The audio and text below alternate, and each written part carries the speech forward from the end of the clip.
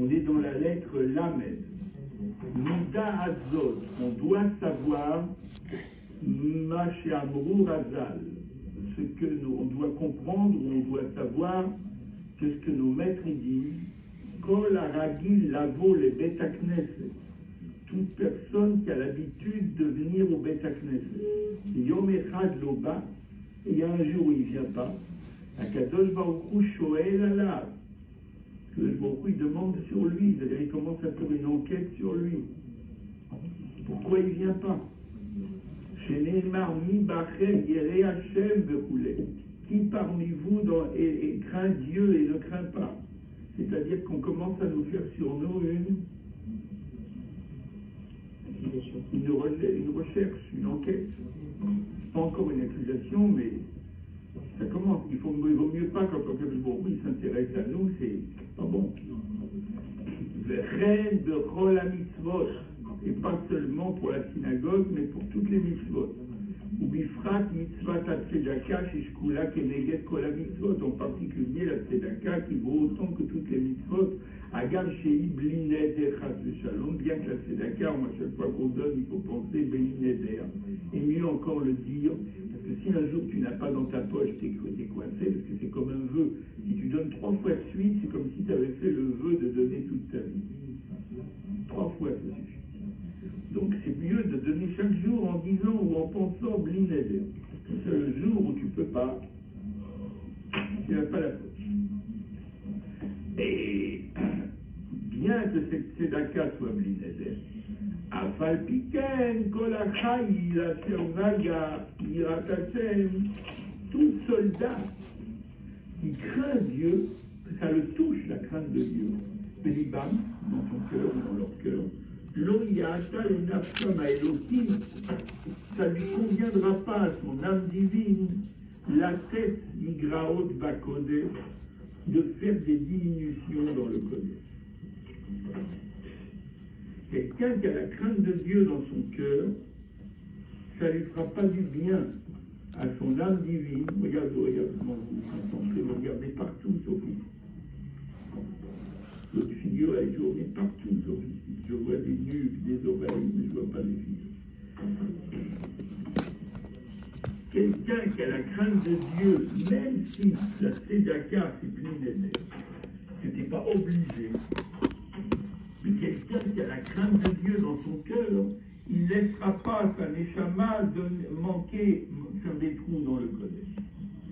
C'est-à-dire si un jour tu ne donnes pas, ça fait un trou dans le Kodesh. Il y a un manque. Ils vont être moins soutenus. Mais à cher kevar urgelum des shana, parce qu'on est habitué toute l'année, les afriches miméodam pour prélever de son argent, les ahayot ruach shfalim benitkaim pour faire vivre des gens qui sont plus faibles que nous.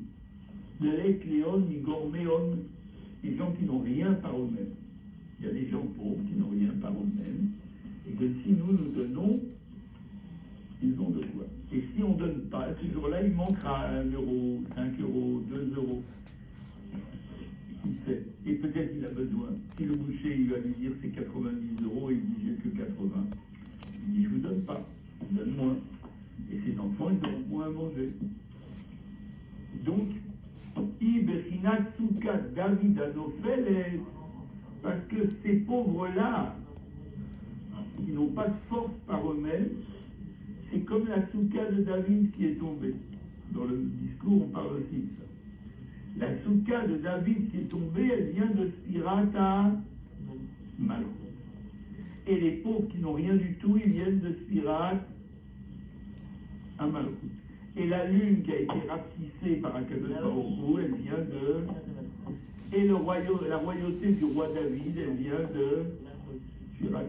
Et le mois de Cheshvan qui n'a pas de Yom Tov, il vient de Sfirat. Tous les pauvres, ils viennent de Sfirat. Et on l'appelle la souka de David qui est tombée. C'est quoi la souka de David qui est tombée? C'est une allusion à quoi la souka de David? Le 3e Beth Amikdash. Très bien.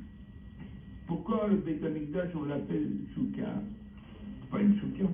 Beth Amikdash c'est une vraie maison, avec des vraies fondations, en pierre.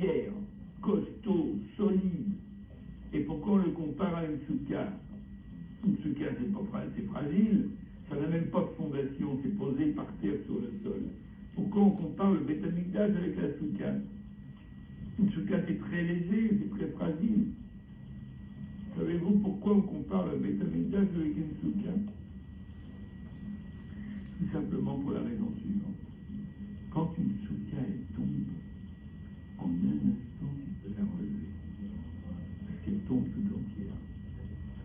Une soukha qui a été construite, si elle tombe, elle renverse. Comment tu fais pour la relever? Tu demandes à 2 hommes, 3 hommes, et vous la portez, elle se remet debout. Tandis qu'une maison qui s'est écroulée, on ne peut pas la relever. Si elle s'est écroulée, il faut recommencer tout pierre par pierre. Et une soukha, c'est dans un instant, tu demandes, et vous la remettez sur ses pieds. Et ça, c'est la preuve du troisième Beth Amikdash qui va être remis sur ses pieds en très peu de temps, dans un instant. Mava dit qu'en un instant, il va être remis sur ses pieds. Donc on la compare plutôt à une soukha qu'à une maison. Très bien. Le komam ou le romam. Allô? Le romam ou le komam ou le romam pour les relever. Relever qui? Les pauvres. Ils sont comparés à la soukha de la vie parce qu'ils vont tomber. Un pauvre, c'est quelqu'un qui avant, il avait de l'argent et maintenant, il a perdu. Donc tout notre travail, c'est de le rendre. Les me'eveh echad be'echad, pour qu'ils puissent être un avec les autres. Et à kol le firo va maase. Et tout va dépendre du grand nombre d'actions. C'est-à-dire, c'est plus tu donnes, plus tu le relèves. Ou les filles à Cheshbon, et aussi d'après le Cheshbon. C'est-à-dire, il faut qu'il y ait un compte. Ou que ma marazal kol pruta ou pruta, ça répète le Cheshbon gadol. Nos maîtres, ils disent que chaque sou que tu donnes, chaque centime que tu donnes, il s'additionne pour faire un Cheshbon gadol, une grande somme. Donc, comme tout dépend, comme je te disais tout à l'heure, de la somme, et qu'on ne sait pas si c'est pas moi qui va manquer à ce compte, en donnant moins ce jour-là ou en donnant pas, je ne sais pas si c'est pas moi qui va être la cause. Montre-moi ton iPhone. Je te demande de le mettre dans ta poche, ou sinon je le mets dans la mienne, et de suivre les mots du Tanya. Il y a comme ça qu'on se concentre. Chaque centime, finalement, s'additionne pour faire une somme. Rouler. Et après, ça fait des millions. Parce qu'imagine qu'on récolte la tzedaka dans un pays, et que chacun il donne 1 euro, il donne moins qu'1 euro. Mais à la fin, dans le pays entier, qu'il y a eu des milliers de gens qui ont donné, ça fait une très grosse somme. Al-Derech Ma'amar Hazal, d'après ce que nos maîtres disent, et Matai Gadolavaye et que Shehu Beir Elokeinu. Quand est-ce qu'Avaye il est grand? Quand il est dans la ville de notre Dieu. Je vous explique ce qu'il a voulu dire ici. Il y a un passouk dans le Tehillim 48. On lit quel jour on lit le Tehillim 48? Mardi. Le lundi. Et qu'est-ce qu'il dit là-bas? La Nasser et Korah. Très bien. Gadol Hashem ou Meulal Meod Beir Elokeinu Akocho. Grand est Hashem et il est très loué. C'est dans la ville de notre Dieu que se situe la montagne de sa sainteté. Et les Chachamim disent qu'Akadosh Baruch Hu, il est grand quand il est dans la ville. Qu'est-ce que ça veut dire la ville? Quand il y a une vie organisée, une vie Messoudar, Al-Pitora. C'est quoi une ville par rapport à un désert ou un champ? Dans le désert, dans le champ, il n'y a rien. C'est tout vide. Mais dans la ville, il y a des maisons, il y a des rues, il y a des commerces, il y a des banques, il y a des passages à niveau, il y a des passages cloutés aux piétons, il y a des feux, il y a des services, il y a des pizzerias, il y a tout ce qu'on veut. Ça s'appelle une ville. Donc c'est une vie organisée. Et Akadosh Kadosh Baruch Hu, il veut rentrer dans une vie organisée. C'est quoi une vie organisée? Quand tu vas à la synagogue à l'heure, quand tu sors à l'heure, quand tu vas étudier à l'heure, quand tu as des shiurim que tu respectes, un shiur qui dure 1 heure, il ne dure pas une demi-heure, quand tu vas travailler à l'heure, etc. Tout ça, ça s'appelle une vie organisée. Donc ça ressemble à une vie.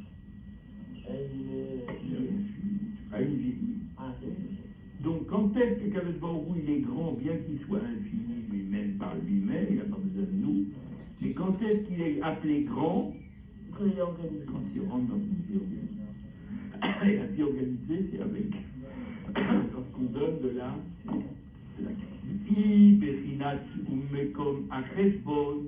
c'est un endroit qu'on peut compter. C'est-à-dire qu'il y a un cheshbon. Tout ce qui est dans la ville, c'est d'après une réflexion. Que Moshe Katoub et Inecha Berachot Becheshbon, il y a un passage qui dit tes yeux, donc tes yeux se lèvent sur le cheshbon. Ve'amechu van kenoda. Et qu'est-ce qu'on veut dire ici dans ce passage? Qui be'itaruta din tatam shachat chayim chen vechesed b'maaseh tzedaka. Que quand un juif il fait une taruta d'iltata, c'est-à-dire qu'il a une initiative venant de lui, d'en bas, pour faire venir de la vie et de l'amour de Dieu et de la bonté dans la tzedaka qu'il a fait, mais Rasson Atov, avec sa bonne volonté, le Sever Panim Yafot, avec un bon visage souriant, il taruta d'Ileila, ça répond à une initiative venant de Hachem. Toute initiative venant de l'homme, elle est tout de suite répondue par une initiative venant de Dieu. Yaher Avaye Pana, Hachem va éclairer vers toi sa face. Ou Aradam Shachat Ches Bechesed Uretson Elion Bechaya Chaim Ensof Baruchu. Il va te faire venir de la bonté, de la bienveillance, de la volonté supérieure provenant de la vie, c'est-à-dire l'infini. Tellement il est grand qu'on ne peut pas le sonder et ne peut pas le comprendre. Il va faire descendre cette bonté qui est tellement grande. Dans quoi? Dans ce qu'on appelle Malchutra, Malchut Kololamim, ta royauté, elle est dans tous les mondes. C'est-à-dire la sphira de Malchut qui anime ce monde-là. Alma de Galia, qui est le monde visible, nos yeux, Amechai et Kolaberouyin, c'est l'acronyme qui fait vivre toutes les créatures, Subhol, Aechalot, Elionim, Sartonim, toutes les créatures comme les anges, mais aussi comme les hommes, et comme les animaux, et comme les plantes, qui se trouvent dans tous les Echalot, dans tous les palais des mondes spirituels et matériels, chez elle, des Prinat Mispar, le Chesbon, et tout ça, ça fait un compte. Parce que là-haut, dans l'infini, il n'y a pas de compte. Là-bas, dans l'infini, il n'y a pas de compte. L'infini, il n'y a pas de compte. À quoi ça sert de compter puisqu'il ne s'arrête jamais? Tandis que quand on est en bas, dans le monde d'ici, c'est un monde où on compte. On compte. Ici, il y a 7500 espèces d'animaux, il y a 3 milliards d'espèces d'insectes, etc., etc. Tout ça, c'est des comptes. Il y a des chiffres. Comme c'est écrit dans le livre de Daniel, des milliers le servent. Il y a des milliers de malachim qui sont là pour donner la vie à toutes les créatures, et ces milliers, ils servent qui? À Kadosh Baruch Hu, des millions. Le Zéou Cheshbon Gadol, She'al Yedei Rov Ma'aseh Tzedaka, Shalom. Et ça, c'est le grand conte dont on a parlé tout à l'heure, là-haut, quand on a dit quand on donnait beaucoup de tzedaka, on provoque le shalom. Pourquoi? Ki perush shalom, ou davaram chaber ou meta verbet ketzavot ofriyim. Parce que qu'est-ce que c'est que le shalom? C'est quelque chose qui relie et qui réunit deux extrémités contraires. C'est quoi le shalom?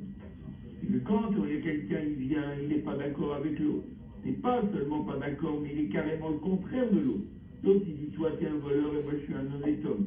Et l'autre, il dit, c'est toi le voleur et c'est moi l'honnête homme.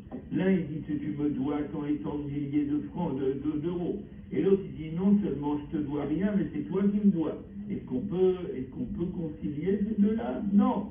Pour faire le shalom entre les deux, il faut le shalom venant d'Akadosh Baruch Hu qui arrive à trouver le point central qui met tous les deux d'accord. Et ça vient de très haut. Qu'est-ce que c'est le shalom? C'est de relier l'extrémité d'en haut, un degré où il est écrit Dieu, à sa grandeur, il n'y a pas de recherche. À sa grandeur, il n'y a pas de créker. Je ne peux pas retrouver sa grandeur, je ne peux pas rechercher. C'est à Shamaïm, les Tata, mais il existe aussi l'autre extrémité, c'est le ciel physique en bas. Amitla, Belbébia, qui va s'habiller dans les mondes d'en bas, Rinat Gevoul ou Mispar, les Daïm, il va s'habiller en bas dans ce qui peut être compté. Là-haut, à Kadosh Baruch Hu, l'Igdulato et Reker, on ne peut pas le compter. Et en bas, au contraire, tout ce qui est dans le monde d'en bas, on peut le compter. Et qui est-ce qui va faire le shalom entre les deux? Seulement à Kadosh Baruch Hu. Il peut faire le shalom entre l'infini et le fini. Et qui est-ce qui provoque le shalom? C'est moi et toi et lui quand on donne la...